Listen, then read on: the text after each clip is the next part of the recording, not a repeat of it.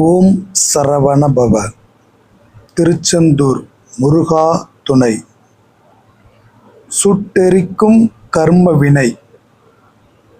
அதாவது நம்ம வாழ்க்கையில் நாம் செய்த கர்ம வினை, நாம் செய்த நல்வினை தீவினைகளால் நாம் மீண்டும் பிறப்பெடுத்து வந்திருக்கின்றோம்.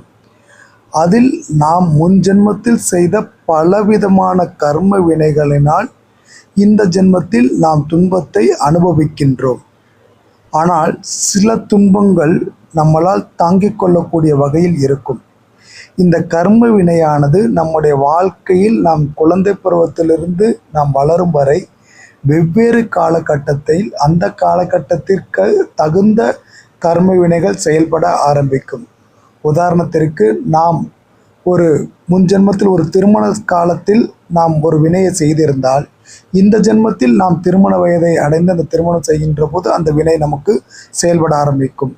முன்ஜென்மத்தில் நாம் ஒரு வயதான காலத்தில் ஒரு வினையை செய்திருந்தால், இந்த ஜென்மத்தில் நாம் வயதாகும் போது அந்த வினையை அனுபவிக்க வேண்டியிருக்கும். அப்படி முன்ஜென்மத்தில் நாம் செய்த வினைகள் இந்த ஜென்மத்தில் ஒவ்வொரு காலகட்டத்திலும் நடந்து கொண்டிருக்கும். சில வினைகள் நம்மளால் தாங்கிக் கொள்ளக்கூடிய அளவில் இருக்கும், சில வினைகள் நம்மளால் தாங்கிக் கொள்ள முடியாத அளவில் இருக்கும். அதாவது அதைத்தான் நான் இங்கு சுட்டெரிக்கும் கர்ம வினைகள் என்று சொல்கின்றேன். இப்படிப்பட்ட அந்த சுட்டெரிக்கும் கர்ம வினையிலிருந்து நாம் விடுபட வேண்டும் என்றால் அதற்கு ஒரே வழி முருகப்பெருமானிடம் சரணடைவதுதான். அதை அழகாக அற்புதமான பல பாடல்களில் அருணகிரிநாதர் நமக்கு கூறியுள்ளார், திருப்புகழில் கூறியுள்ளார்.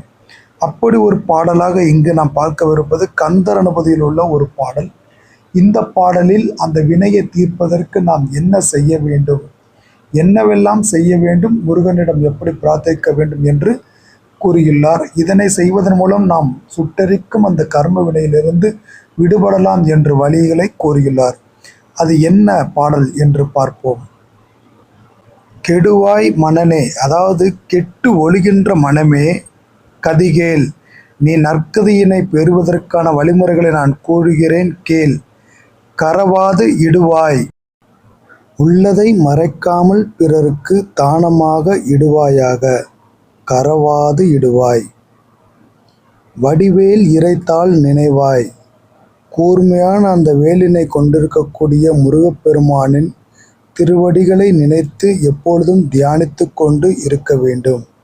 தியானித்து இருப்பாய். சுடுவாய் நெடு வேதனை தூள்படவே, இந்த சுடக்கூடிய இந்த வேதனையானது தூள் தூளாக வேண்டுமென்றால் விடுவாய் விடுவாய் வினை யாவையுமே, இந்த எல்லா வினையும் உனக்கு தரக்கூடிய அந்த பற்றிலிருந்து நீ விடுபட வேண்டும். அப்படிப்பட்ட பற்றிலிருந்து நீ விடுபட்டால் இந்த வேதனையெல்லாம் தூள் தூளாகி போகும். இந்த வேதனையிலிருந்து நீ விடுபடுவாய். அதாவது கரவாது இடுவாய், உன்னால் எதையும் மறைக்காமல் மற்றவருக்கு தானமாக இடுவாய். வடிவேல் இறைதாள் நினைவாய், முருகப்பெருமானின் திருவடிகளை நினைத்து தியானம் செய்வாய். மேலும் பற்றுகளை விட்டு விட்டு பற்றின்றி உன்னுடைய பணிகளை நீ செய்வாயானால் உன்னுடைய கர்ம வினைகள் தூள் தூளாக உடைபட்டு போகும். எவ்வளவு பெரிய நீண்ட நெடிய வேதனையாக இருந்தாலும் அந்த வினைகள் விடுபட்டு நீ அதிலிருந்து விடுதலை பெறுவாய் என்று அற்புதமாக அருணகிரிநாதர் இந்த கந்தர் அனுபூதி பாடலின் மூலம் நமக்கு தெரிவிக்கின்றார். கெட்டு போகக்கூடிய நம்முடைய மனதினை எப்படி எந்த வழியில் நாம் கொண்டு சென்றால் நாம் இந்த வினையிலிருந்து விடுபட முடியும் என்று அவர் நமக்கு கூறுகின்றார்.